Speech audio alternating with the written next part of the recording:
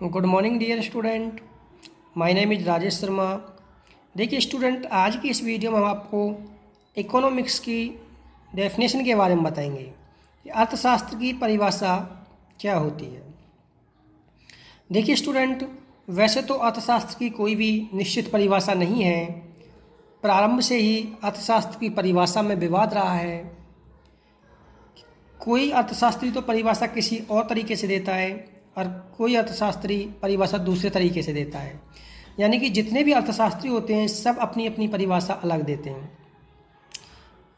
इसमें एक ये विवाद भी रहा है कि यदि हम एक जगह 5 अर्थशास्त्रियों को बिठा दें या एक जगह 5 अर्थशास्त्रियों को एक ही स्थान पर बिठा दें तो कम से कम 5 अर्थशास्त्रियों की 6 या 7 परिभाषाएं निकल के आएंगी। तो इस तरीक़ा से अर्थशास्त्र की परिभाषा में हमेशा से ही विवाद रहा है। फिर भी हम आपको एक एक करके अर्थशास्त्र की परिभाषाओं का एक्सप्लेन करेंगे। सबसे पहले हम आपको अर्थशास्त्र की धन संबंधी परिभाषा बताएंगे।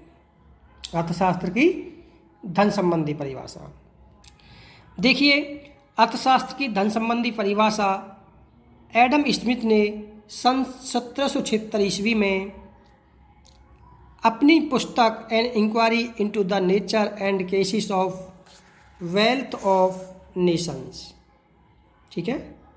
सबसे पहली परिभाषा कौन सी? अर्थशास्त्र की धन संबंधी परिभाषा जो एडम स्मिथ ने दी थी सन 1776 ईस्वी में।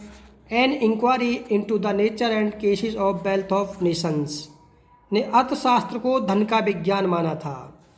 तो एडम स्मिथ ने क्या माना था?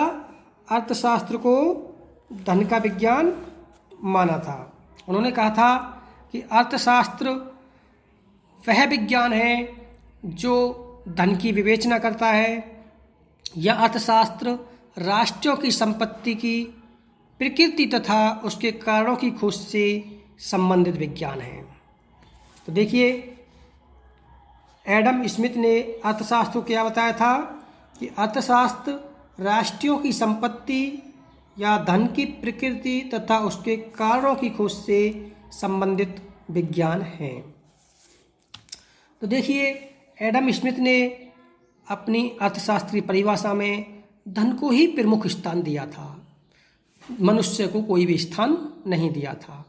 धन को ही केंद्र बिंदु माना था। अर्थशास्त्री एडम स्मिथ ने कहा था कि सब कुछ धन ही है, धन को ही सर्वश्रेष्ठ बताया गया था। उन्होंने कहा था कि मनुष्य को धन से ही सुख की प्राप्ति होती है। कोई भी व्यक्ति जो होता है वो धन से ही सुख की प्राप्ति करता है। तो अतः एडम स्मिथ ने कहा था कि अर्थशास्त्र राष्ट्रों की संपत्ति या धन की प्रकृति तथा उसके कारणों की खोज से संबंधित है। इस धन संबंधी परिभाषा के पक्ष में और भी अर्थशास्त्री थे, जैसे जे.बी. से के अनुसार, अकॉर्डिंग टू जे.बी. से, उन्होंने कहा था अर्थशास्त्र वह विज्ञान है जो धन की विवेचना करता है। क्या कहा था उन्होंने? कि अर्थशास्त्र वह विज्ञान है जो धन की विवेचना करता है। उसके समर्थक वाकर ने भी, अकॉर्डिंग टू वाकर, इन्होंने भी अपनी एक डेफिनेशन दी थी कि अर्थशास्त्र ज्ञान की वह शाखा है जो धन से संबंधित है। तो देखिए, धन संबंधी परिभाषा में यही बताया गया है कि अर्थशास्त्र धन को किस प्रकार से प्राप्त किया जाए या धन को किस प्रकार से खर्च किया जाए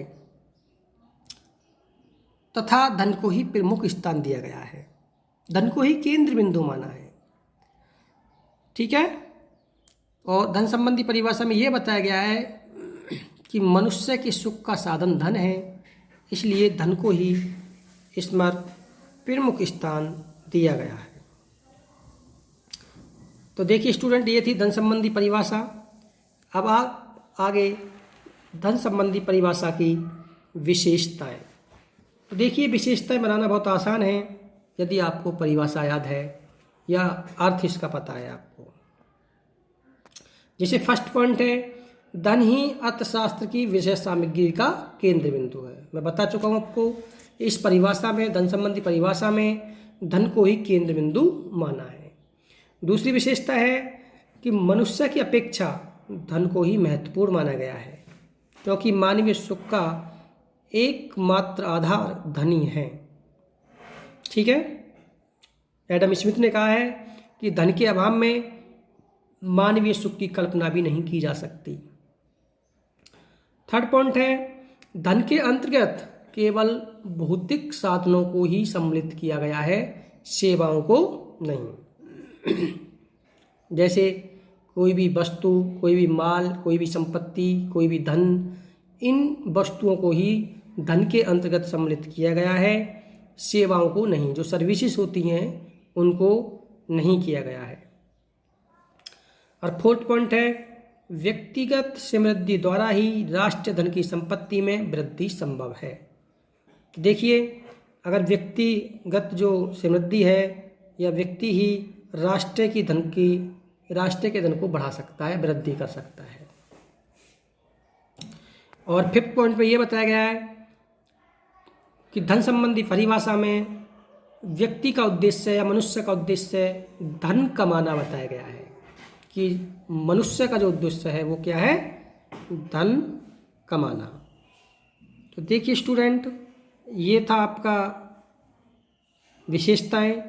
ऊपर आपको डेफिनेशन भी आपको दिखाई दे रही हैं, और ये आपकी धन संबंधी परिभाषा का पूरा टॉपिक आपको यहाँ दिखाई दे रहा है।